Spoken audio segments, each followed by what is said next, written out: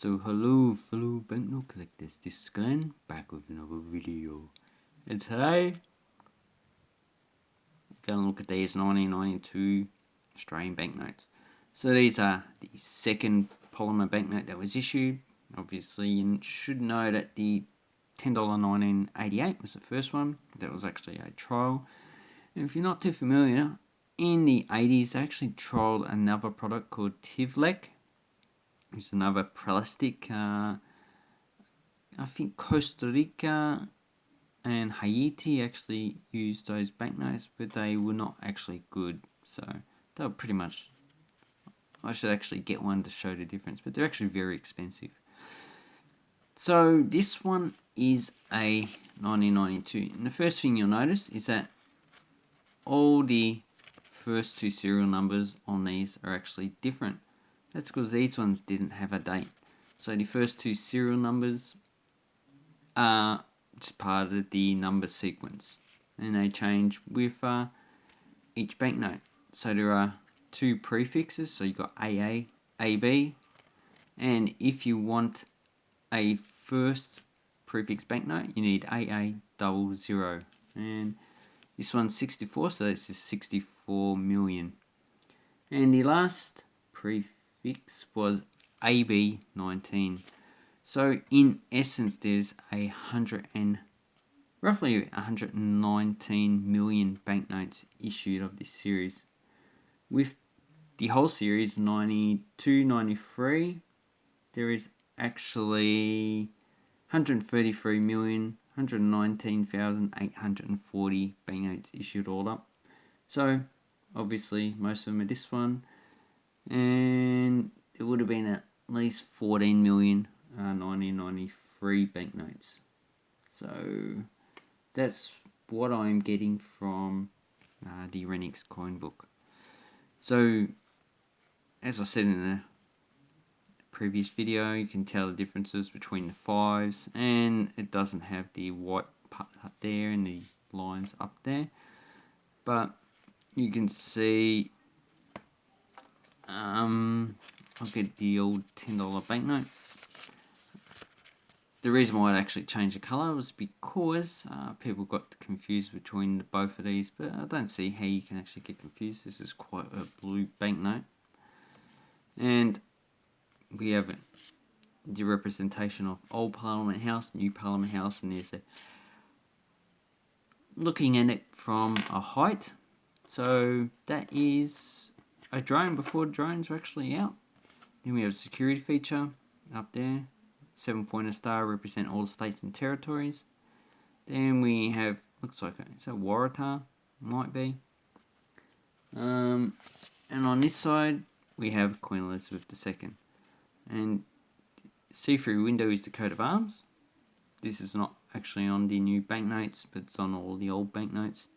And I reckon they should have actually put it on the new banknotes as well, because why not? And the signature is Cole Fraser. Unfortunately, Cole died in 1992, so that's why in 93 it actually changed it. And then we have eucalyptus, pretty generic.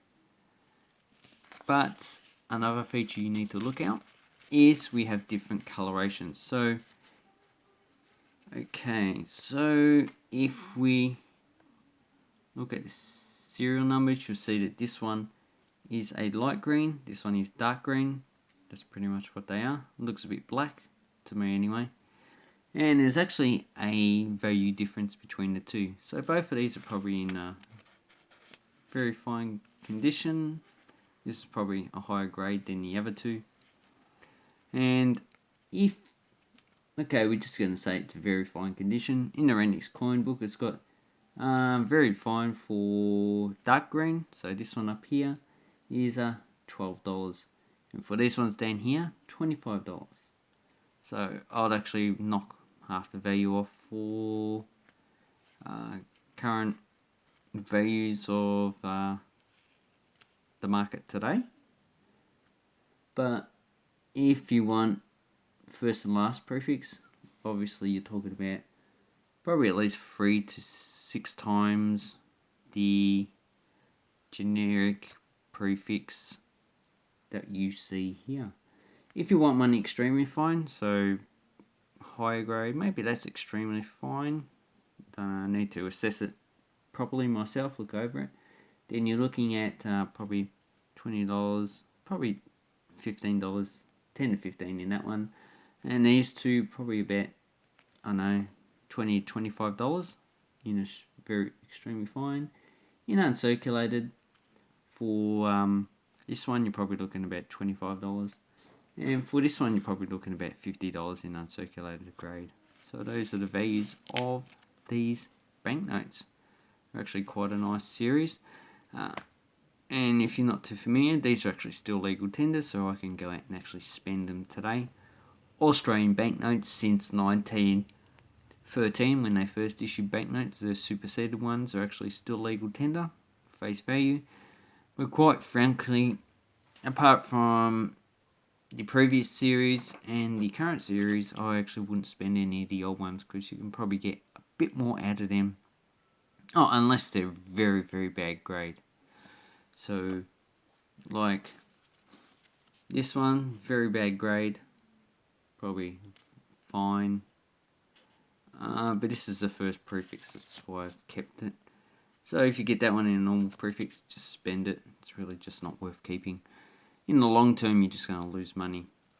So that's why I've only kept these ones. I actually sold the rest. I did have quite a few, but I only kept 3 for examples for my collection. Maybe I should upgrade them to higher grades and get rid of these. But I actually got these from circulation, so it's a bit of a sentimental value thing. Although in 100 years' time, no one's really going to care about that. But those are the values you're going to get for 1992 $5 banknotes. Nice series. If you get one in circulation, definitely keep it, especially if you don't have it in your collection. But you can, it's probably just easy just to buy one, especially one that's in very high grade, because especially uncirculated, it would actually, it could actually go down in value like it has in the last 10 years. But also, if you're wise, you try and buy it for the lowest possible prices you can. Anyway, thank you very much for watching my video, and have an awesome coin banknote collecting time. Subscribe to my channel, and I'll see you around. Bye bye.